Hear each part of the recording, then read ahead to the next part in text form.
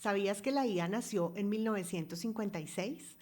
Hoy te enseñaré datos clave para que manejes la IA como un pro, como deben hacerlo los dueños de negocio, los directivos y los profesionales en general. Es que mira, esto es así. Todos sabemos hacer huevos revueltos, ¿cierto? Vimos a alguien que nos enseñó o nosotros mismos aprendimos. Pero cuando vamos a ese restaurante delicioso, a ese desayuno de hotel y nos sirven unos huevos súper espectaculares, decimos, uy, esto está delicioso.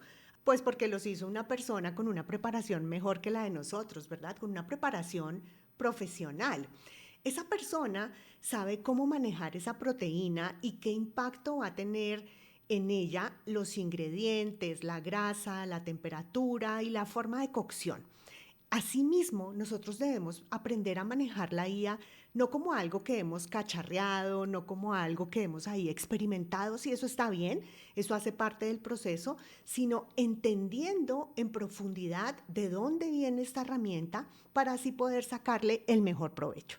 Para nosotros la IA puede ser cuestión de los últimos 2 o 3 años, pero fíjate que como nació desde 1956, pues ya están estandarizadas unas mejores prácticas que van a hacer que nuestro desempeño y uso de la herramienta sea sobresaliente. Entonces te invito a que veamos este tema de manera profesional y utilizando el vocabulario de los que saben. Te cuento que 1956 marcó el nacimiento oficial de la inteligencia artificial, gracias a un histórico taller de investigación celebrado en el Dartmouth College en New Hampshire, en Estados Unidos. John McCarthy fue un destacado matemático y científico informático estadounidense, ampliamente conocido como el padre de la inteligencia artificial. Lo que John hizo fue organizar un evento con un grupo de jóvenes pioneros. Él propuso ese taller de verano con una visión muy audaz, que era que cualquier aspecto del aprendizaje o rasgo de la inteligencia humana podía ser descrito con tanta precisión que una máquina llegaría a simularlo. Este encuentro duró 8 semanas y reunió a expertos de la matemática, la informática y la psicología cognitiva, estableciendo a la IA formalmente como un campo de investigación independiente. Cuando McCarthy hizo la propuesta de este evento para la Fundación Rockefeller, utilizó por primera vez la expresión inteligencia artificial. Pero la IA que utilizamos hoy en día en las empresas es diferente, porque no solamente procesa información, sino que la crea desde cero. Y hay una tecnología en particular que nació en los años 80, que es el verdadero motor de esta revolución. Y te lo voy a contar en el próximo video. La IA en general busca crear sistemas que requieren de la inteligencia humana, como por ejemplo aprender, razonar o interactuar. Busca que las máquinas aprendan y se comuniquen. Esa es la IA en general, pero hay otra IA que es la IA generativa. Y esta va un paso más allá. No solo procesa información, sino que crea contenido nuevo que se parece a los datos con los que aprendió y se apoya muchísimo en el machine learning. Esta tecnología del machine learning o aprendizaje automático nació en los 80s. Te voy a contar cómo conocí yo sobre esta tecnología. Tuve un cliente que hacía machine learning para una compañía de electricidad. Y él lo que hacía era que recibía cientos de fotos de postes de energía eléctrica. Sí, es un poste. Y con esos postes iban poniéndole etiqueta a cada imagen. Entonces, por ejemplo, decían, este poste es de madera cuando había, o es de cemento, o es de concreto, bueno, el material. Y luego decían, este poste tiene tantos años de antigüedad, 1 año, 5, lo que sea. El color que tiene se parece a un gris, un cobalto, un café, lo que fuera. Ingresaba todas esas características en el software con lo que se llaman tags.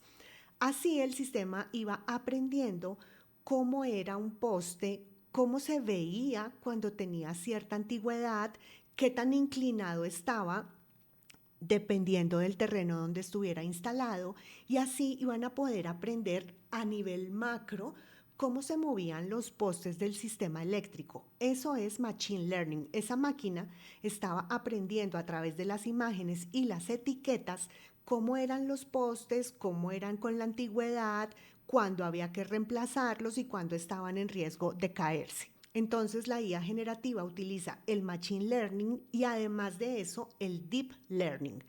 Esto significa aprendizaje profundo y nació en la década de los 2000. Así se utiliza la estructura llamada redes neuronales, que se inspiran en cómo funciona nuestro cerebro, en capas, nodos y cómo está todo conectado para poder procesar y así generar. La IA generativa es la que estamos utilizando ahora, que genera imágenes desde cero o puede también componer música. La palabra clave es creación. Genera algo que parece auténtico. La IA generativa explotó más o menos en 2010 con la creación de unas arquitecturas hechas para crear. Se llama arquitectura porque tal como en las edificaciones, la estructura decide el sostén y los elementos que van a hacer el mejor uso de un espacio. En la IA, el diseño matemático decide cómo se sostiene la red y cómo se organizan los datos para aprovechar al máximo la información. La primera arquitectura se llama GANs, que significa redes generativas antagónicas y funcionan de la siguiente manera. Hay una red que se dedica a crear, por ejemplo, a crear una figura humana, un rostro. Y por el otro lado hay una red que se llama discriminadora. Esa red todo el tiempo está validando qué tanto el trabajo que hizo la red generadora es bueno o malo. Como están siempre en esa competencia, se están entrenando juntas. La red discriminadora evalúa lo que hace la generadora, intentando adivinar si es real o es una de las falsas. Se entrenan juntas y al competir se obligan a mejorar. La generadora aprende a hacer imágenes más y más realistas y la discriminadora se vuelve mejor detectando lo que es falso, los fakes. Esta es solamente la primera familia o arquitectura, pero hay una segunda que es la que utilizan empresas como Netflix para ahorrar en servidores y predecir exactamente lo que a ti te va a gustar consumir. Quédate para ver cómo lo hacen. La segunda familia o arquitectura se llama autoencoders. Ellos comprimen la información de entrada, muchos datos, y sacan el ADN de esos datos y lo comprimen en algo que se llama el espacio latente. Antes de explicarte cómo lo utiliza Netflix, recordemos lo que es un algoritmo. Un algoritmo es una secuencia de pasos ordenados, lógicos y finitos que se siguen para resolver un problema o cumplir con un objetivo. Para explicártelo con manzanas, una receta de cocina es un algoritmo. Si sigues las instrucciones paso a 1, cortar el pan, paso 2, poner el jamón, paso 3, cerrar el pan, tendrás un resultado que en este caso es un sándwich. Si cambias el orden de los pasos, el resultado falla. En el mundo digital es exactamente lo mismo, solo que en lugar de un cocinero, el que sigue los pasos es una computadora y en lugar de un sándwich, el resultado puede ser organizar tus correos, mostrarte un video de YouTube o calcular la ruta más rápida en un GPS. Ahora sí veamos cómo Netflix usa los autoencoders. Imagínate que Netflix tiene un problema gigante y es que tiene millones de usuarios y millones de películas y series y procesar los gustos de cada persona clic por clic requeriría una capacidad de cómputo inmensa y muy costosa. Aquí es donde entra el autoencoder, actuando como un algoritmo de personalización. Entonces, ¿cómo funciona? Primero hay un input como en todo proceso, es decir, los datos. Netflix entra a tu perfil y ve todo tu historial. Sabe si viste Stranger Things, si abandonaste una comedia a los 5 minutos, si repites películas de acción los domingos por la tarde o si te gustan las series coreanas de misterio. Es demasiada información suelta. Entonces llega el encoder, que es el creador de perfiles. El encoder agarra toda esa montaña de datos tuyos, la pasa por un embudo y la comprime en un código diminuto. Y ese código diminuto se llama el espacio latente. En lugar de guardar que viste 45 películas diferentes, el encoder te resume en una fórmula matemática de pocas variables.